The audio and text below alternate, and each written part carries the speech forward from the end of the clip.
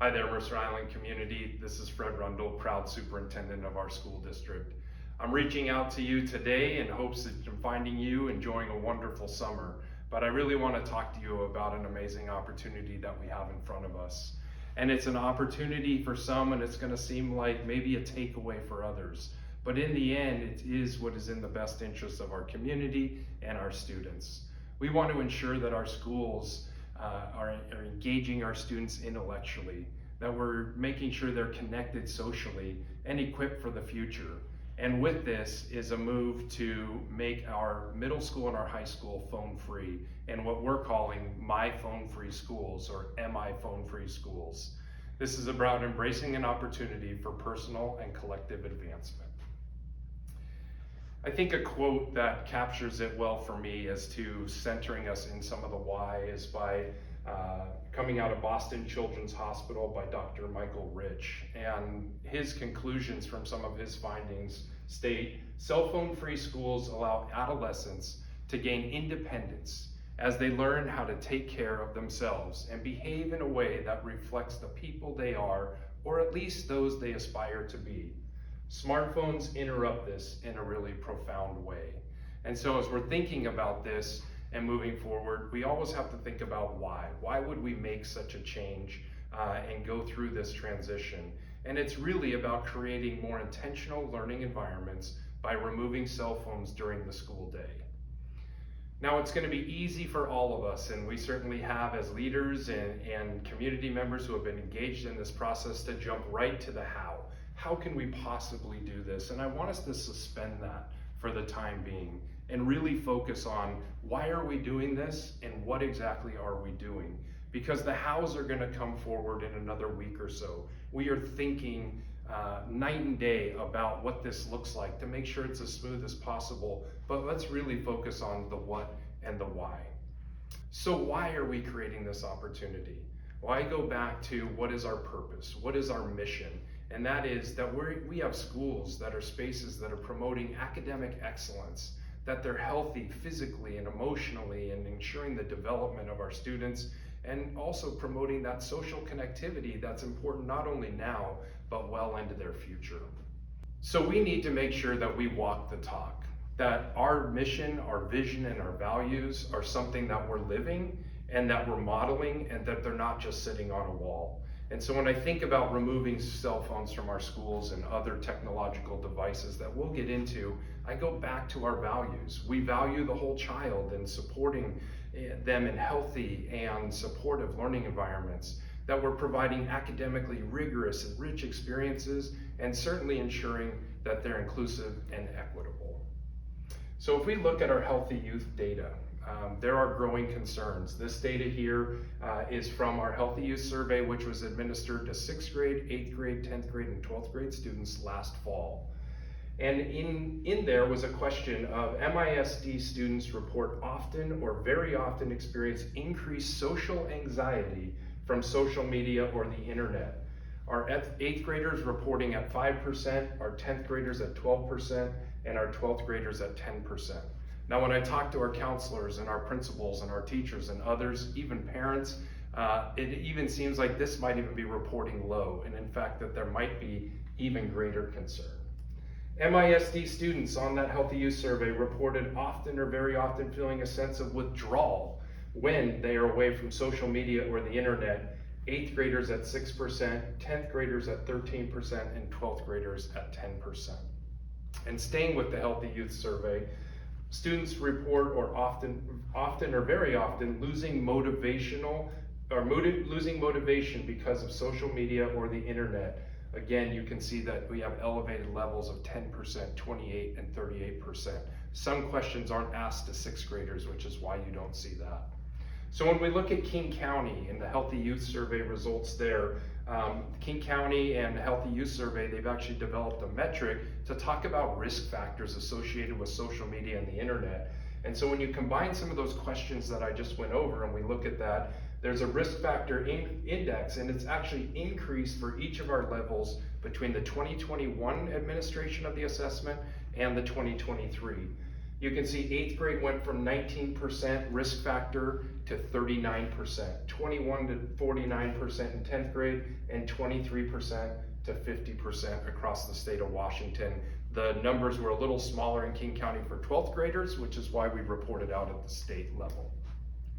And similarly, though not asked in 2021, there was a question that said, if students in 2023, if students use social media several times per day, and you can see the range for our 6th graders at 33% and our 12th graders clear up to 3/4 of the time at 75%.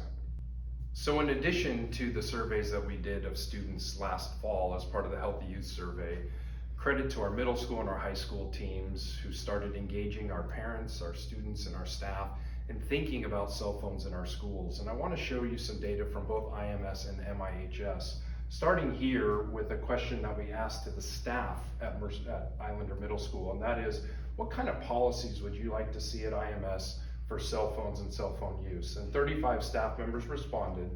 42.9% responded that no cell phone usage in classrooms, that they can use their phones before school, after school, and during lunch.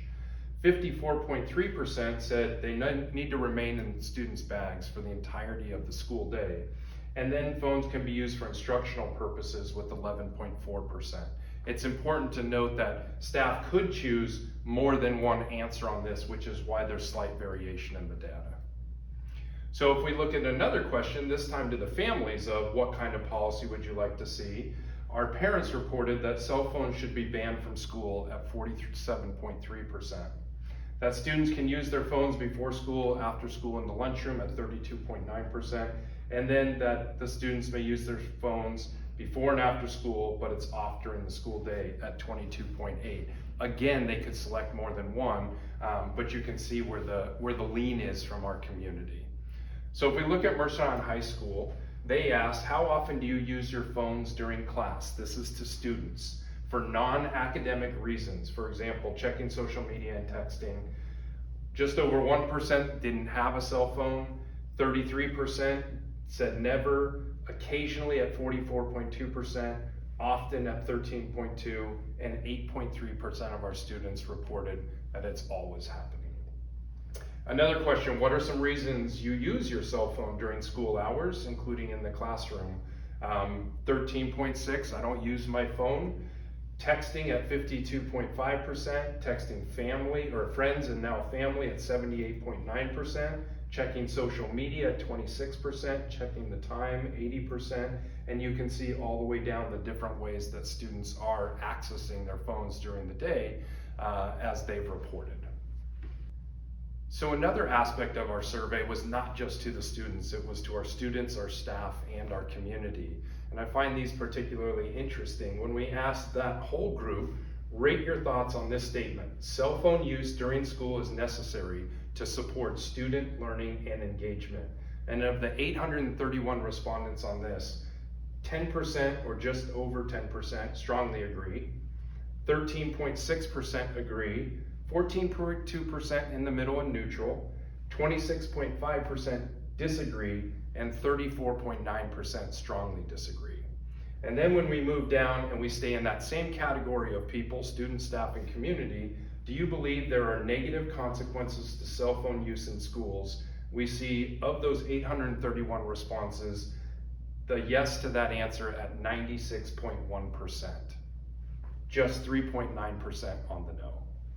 So far in this video, we've really focused on why are we making this change and what is the change? And we've really tried to refrain from getting into the how. That is certainly something we're going to be following up on, but I do want to spend the last few slides just giving our community a preview into what we're already thinking about.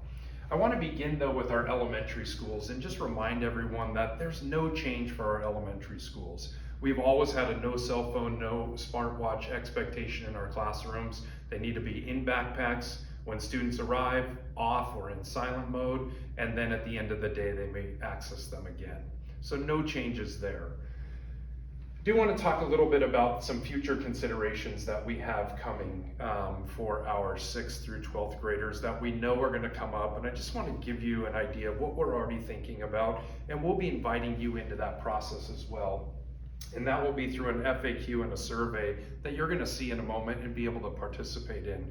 But some things that are already on our minds that we know are going to come up from our families, and they should.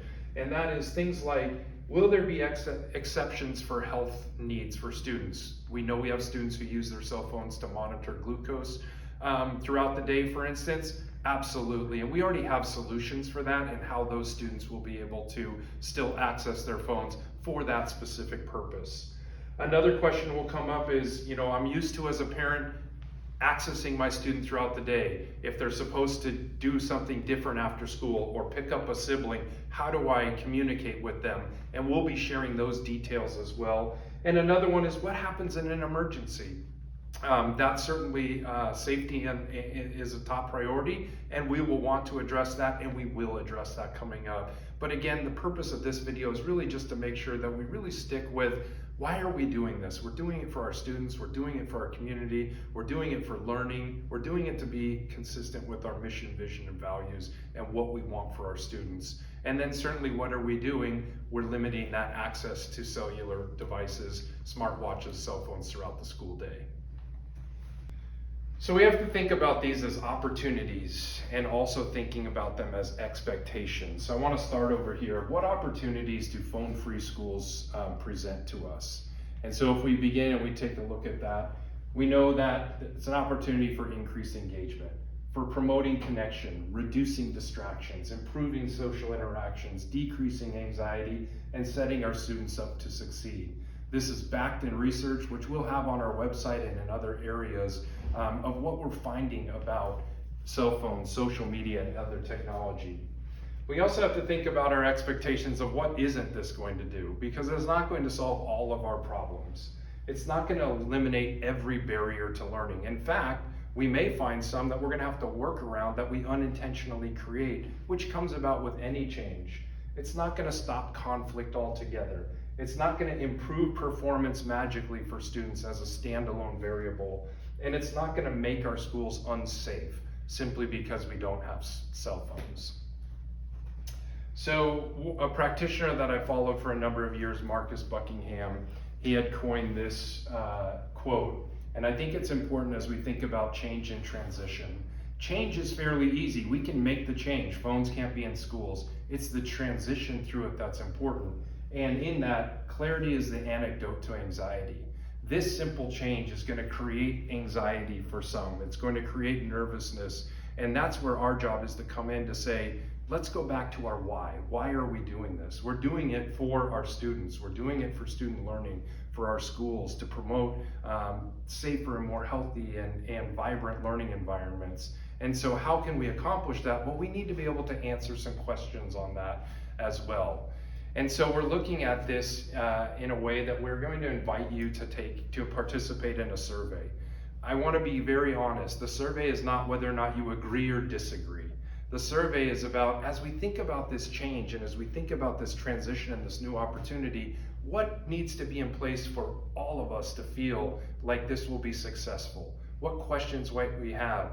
You may have, as a parent, the concern that my child is a diabetic and they need their phone to check throughout the school day of blood sugar levels. We have solutions to that. Or you may, as a student, have questions about, well, what if I leave campus at the high school or at the middle school? What if I check out early? How do I get my phone?